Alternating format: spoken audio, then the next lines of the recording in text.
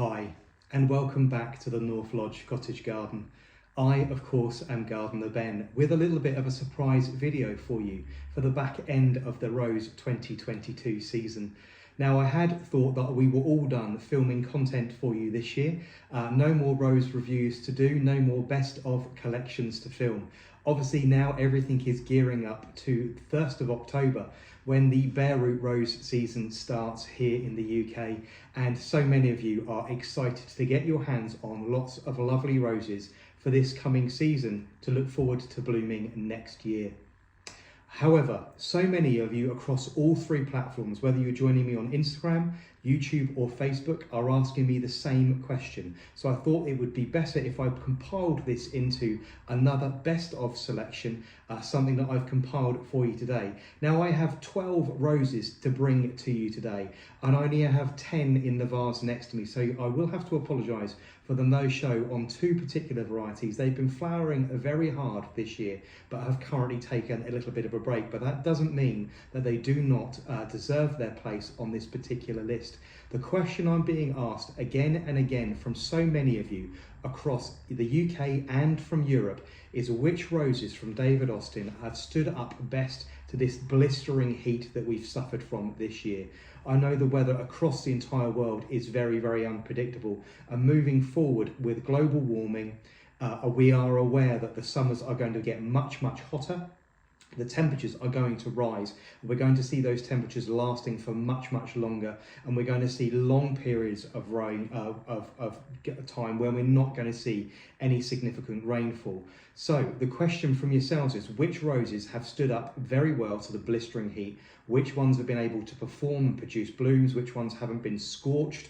And which ones have been able to deal with slightly less water than they normally would have done. So the collection of 12 roses next to me right now are the roses, and I've brought this collection together by actually going through my camera roll on my phone and really going through the media that I take. Now I take around 150 images a day here in the North Lodge Cottage Garden. It's pretty intense. Each rose that I have and I grow, and all the dahlias and the peonies and the sweet peas, they all have an individual album on my phone. So every time I take an image of, for instance, the Lady Gardener, I'm very disciplined and I put that image into that folder. So the way I've compiled this particular list is how many pictures of each particular plant have I taken? How long has that rose been in flower? How many times has it caught my eye that it's looking particularly good, that it's having a huge flush of flowers, there's plenty of buds, and how many times have I used that and taken photographs? So the roses next to me are the real high performers that have really, really done well over the last season in this blistering heat and this heat wave that we've been suffering from in 2022. So let's start with the two no-shows that aren't in the vase currently. Now, I have photographed it this week, but it unfortunately has now gone over. The Lady Gardener from David Austin Roses is a beautiful and well-mannered rose, reaching reliably 3.5 to 4 feet across, producing really, really lovely blooms that it appears on several of my best of collections, including Best for Cutting, which makes it a really useful rose in the David Austin collection. But the Lady Gardener, currently taking a very small break from blooming, has stood up to the heat really well this year. The only point to note with this particular rose is it will not produce flowers as the catalogue states, in a deep apricot colour. When the temperature starts to rise through the really hot parts of the summer, so through late June, July and the very beginning of August, when we had those soaring temperatures into the mid-30s, the flowers go very, very heavy cream. There's no tinge of apricot or yellow to them at all. They're virtually white. Plenty of them. The fragrance is still good. The stems are still great for cutting. The blooms still held very upright and strong, but the colour will bleach out ever so slightly. So the Lady Gardener makes it onto this list. The other one that we don't have currently to display for you today is a real firm favourite here in the North Lodge Cottage Garden, and makes it onto, once again, several of my best of collections. And it is Astacia Vi from David Austin. Fantastic for growing in a pot. Astacia Vi has flowered non-stop all the way through this year. Again, the colour has been affected. You don't have those lovely peachy apricot tones right down in the centre of the bloom tending to be much paler pink. The fragrance is still good. You must understand as well, in these blistering temperatures, the blooms are not going to last 3, 4, 5 days out in the heat. They will start to get cooked very quickly. But Estacia Vi, grown in a pot or if you want in the ground, is a fabulous rose and has stood up to this year particularly well. Right, so those are the two that have been non-shows in today's collection, but I've got a beautiful selection next to you, so let's start working my way through these. As I said already, these are in no particular order. I'm not going to rank these. These are just the ones that I've taken the most pictures of during the 2022 flowering season, the ones that have continued to bloom and the ones that are really working hard now. Now, I know a lot of you think the summer is over and those temperatures have really dropped off, but it hasn't. It is now drier than ever here in the UK, and we've been weeks and weeks and weeks without any significant water whatsoever, and these roses, as you can see, are still going strong. So let's start with the one that's right up in my face at the moment, making it onto several collections with myself, including my best for fragrance range. This one is Sceptered Isle, an absolutely cracking rose. I like this one so much that I have several of them, one of which has only recently been planted just outside the kitchen window, and this is the one that's produced this spray of flowers. It is dripping with blooms at the moment and performing really well. So standing up to the blistering temperatures, still producing amazing amounts of flowers, and also this one will produce fairly decent hips. This is Sceptered Isle. A very surprising rose for you now. This one reviewed by myself in 2021 and doesn't get a very favourable opinion from myself. This rose in most other seasons performs really badly and is blighted by black spot and by powdery mildew. The flowers not doing very well at all, but Charlotte from David Austin Roses has had a really good season. It would appear that Miss Charlotte doesn't like the damp at all, so she doesn't like those long periods of dry that we would normally get, followed by several weeks of cold and turbulent weather. Doesn't like that at all. Actually, it prefers it hot and dry. Now, I have heard this from several people in Europe and also in America that grow this particular rose and say this performs really well, and even performs well in Australia, where it's very warm and dry and those humidity levels are right down. So Charlotte from David Austin Roses, reviewed from myself in 2021. Now, I'll be open and honest with this one. It didn't get a very good review from me, saying normally it really does struggle, but this year has had a really good season. So maybe moving forward, as our summers begin to change, this is a rose that maybe you should look out for. Incidentally, on this one, the fragrance is really very good, so that it doesn't produce a huge amount of blooms as a general rule. Normally, I say it's blighted by black spot and powdery mildew, but the fragrance is really very pleasant on this particular rose, so maybe one for you to look out for. So this is Charlotte.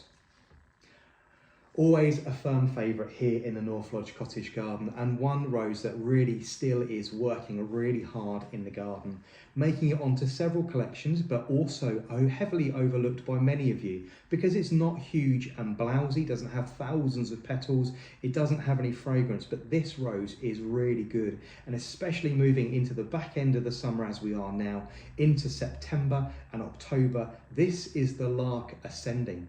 A really large and informal shrub from David Austin Roses, suitable for planting in a hedge or an informal boundary, or as I have here in the back of a border where it stretches up and reaches 5.5, sometimes onto 6.5 feet. The Lark Ascending simply rebuffs this heat really well. The blooms are produced in absolute hundreds. I have a group of 2 or 3 planted together. I actually honestly can't remember how many are in the clump, whether it's 2 plants or whether it's 3. I have a feeling it may actually be 2 thinking about it, but producing hundreds and hundreds of blooms at once. The plant absolutely smothered in flowers, and as I say, as we move through into September and October, this plant really reaching up high towards the sunlight, catching the late afternoon sun, absolutely beautiful.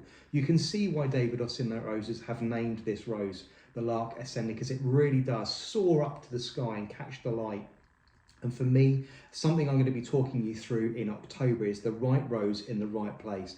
And if you can, wherever possible, plant the Lark Ascending on a west-facing aspect where it's going to catch the very last glimpses of the evening sun, and it will really light the rose up. It is really rather beautiful. So this one, making it onto this drought tolerant selection that is going to rebuff the heat. This is the Lark Ascending.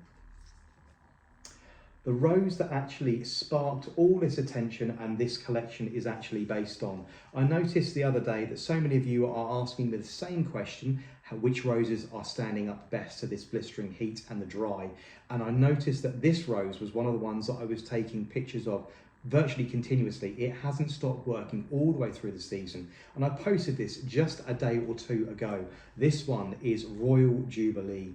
Again, making it onto several selections, this rose has rebuffed the weather.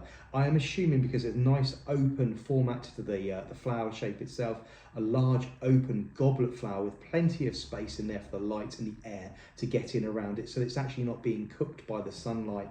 A really good hard-working rose. I know some of you struggle with this one because of its particular habit and the fact that it is quite floppy and quite informal. I think once you embrace that habit and you plant it somewhere you can enjoy it, I have mine planted in a large container. It's several feet from the air and it sort of nods down around head height where you get to look up at it. If I turn that around, you'll see what I mean, those heads nodding down towards the ground. Really, really lovely rose. This one is Royal Jubilee. A firm favourite here and lifting the colour palette quite beautifully. This one, again, often overlooked by so many of you, but you really shouldn't discount this rose. This one is Tranquility. Normally a hard-working rose, this one has not suffered whatsoever in the heat this year. The flowers marching their way all the way through the season, still smothered in blooms right now, still very healthy, no disease problems whatsoever. This one from David Austin Roses is Tranquility. Keeping the colours coming, I've picked several of these because I thought this one was going to shatter. This one hasn't, but I will get you this one because this is a better representation of this particular rose. This rose, if it had been wet this year, would have really, really struggled. And I know some of you at the very beginning of the season did struggle with this particular rose. I had lots of messages about it saying it was balling up because the very beginning of the summer was really wet. But the Wedgwood rose from David Austin, and a short informal climber reaching around 8 to 10 feet. I have mine growing on an obelisk where I just support it like I do with Claire Austin. But now the weather is blisteringly hot and it's very, very dry. No balling up whatsoever with the Wedgwood rose, and it is enjoying a really fabulous season. Another rose that makes it onto several of my collections, including Best for Hips. This particular rose, if left undeadheaded at this time of year, will produce you a really nice selection of hips moving forward into the back end of October and into November. So this is the Wedgwood rose. I say I've picked two of these. This one slightly more open. I'll bring that forward for you to really have a look at. Again, a really deeply chaliced bowl-shaped flower, which I'm assuming is why it's enjoying such a good season with no moisture around in the air at the moment. This one is flowering and flowering. You can see if I roll that one over, plenty of buds still to come on the Wedgwood Road. So still flowering really well. No surprise by this one whatsoever. A new entry into the very top parts of my top 20 from David Austin most recommended roses, the stunning and beautiful Gabriel Oak. Now the ones I filmed for you at the very beginning of the season, much darker in colour, still that beautiful combination between the foliage colour, the sort of black currant and purpley stems and this bloom colour itself. But this one does tend to bleach out a little bit in the sunlight. Gabriel Oak, a real firm favourite here. A relatively new rose from David Austin, but an absolute cracker that has worked really hard all the way through the summer and stood up well to the blistering heat. Moving forward, I shouldn't be bringing you this one, but I cannot ignore how hard it's worked. One of the new additions to the collection this year from David Austin, the stunning Bring Me Sunshine, only launched this year along with Elizabeth. Now, I'm not saying that Elizabeth is not a good rose, it really is. But Bring Me Sunshine has worked and worked and worked, hasn't missed a beat. I've taken simply hundreds, and possibly even close to 1,000 pictures of the two roses I have of Bring Me Sunshine. They're outside the stable in those beautiful quarton planters, and they are catching my eye again and again and again. They have not been out of flower at all throughout this blistering summer that we've had. So this is Bring Me Sunshine from David Austin Roses. I know so many of you frustrated during the latter part of this summer season that you couldn't get your hands on this rose. I am assured by David Austin UK that this rose is going to be available. There's going to be lots of stock available, this bare root, from the 1st of October. So don't dishearten. Be patient. Add those to your wish list on the David Austin website. Most of these roses are going to be available for the 2022-2023 bare root season, including this absolutely fabulous rose. So don't miss out on this one. This one is Bring Me Sunshine. Right, 2 roses still to go. Olivia Rose Austin is a really lovely rose, a little bit floppy on the habit. You'll need to give it a little bit of support, but it again has enjoyed this long, hot, dry summer that we've had, flowering almost continuously all the way through the summer, not only here but also at my client who's just down the road, who has Olivia Rose Austin planted all the way along the front of their house, almost 30 plants in an informal hedge underneath the windows of that particular property. Absolutely stunning, and rebuffing this heat, rebuffing the dry, having no disease problems whatsoever, and still flowering really well. The only problem is the colour has bleached ever so slightly. You can see on this one as well, very, very, very pale pink, almost an apple blossom pink. This one has faded out to in the heat. But Olivia Rose Austin has had a really good season, and one you should be looking out for if you're growing in a pot, especially if you're growing in an exposed place where it's going to see lots and lots of sunlight and very little water during the summer months. One last rose to share with you today. Not a particularly decent specimen from this one, but the very last bloom left on my particular rose at home. This one making it very, very high up into my top 20. And I say this collection in no particular rank whatsoever. This one is Mill on the Floss from David Austin Roses. Has rebuffed the heat very, very well. A huge, very informal shrub. This one, not mine at home, is still rather small, only in its 2nd year.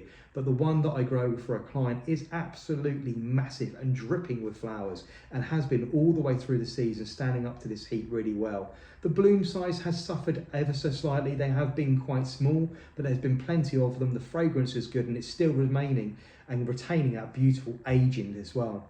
Although the flower colour has bleached out ever so slightly, you still have those lovely darker pink edges to the petals. Those points are still flushed with a deeper colour, and if anything, I think it really does highlight the beauty of this particular rose. So this one is Mill on the Floss. So that's my collection of roses that have rebuffed the heat. Should you have any queries or questions, you want to know more about any of the roses in front of me, please do take the time to go through the media. Every rose in front of me, including 80 other roses produced and bred by David Austin Roses, have their own personal individual rose reviews from myself. They're available to watch either on Instagram or on YouTube. A little bit difficult to find on Facebook, but they are there. So that is my collection of roses that have rebuffed the heat and stood up very well to the blistering drought that we've had in the UK and across Europe in the 2022 season. Should you need any questions answered, don't hesitate to leave me a comment below. But don't forget to like, follow and share. And if you want to watch this video at another time, make sure you hit the save button so you can find it at another time. I'm Gardener Ben, and I look forward to bringing you lots more content as of the 1st of October. Something very exciting coming from me at the beginning of October to do with roses that I can't talk to you too much about now, but I'm really looking forward to sharing with you all that as we launch the bare root rose season for 2022-2023 on the 1st of October. I'll see you all very soon. Take good care now. Bye-bye.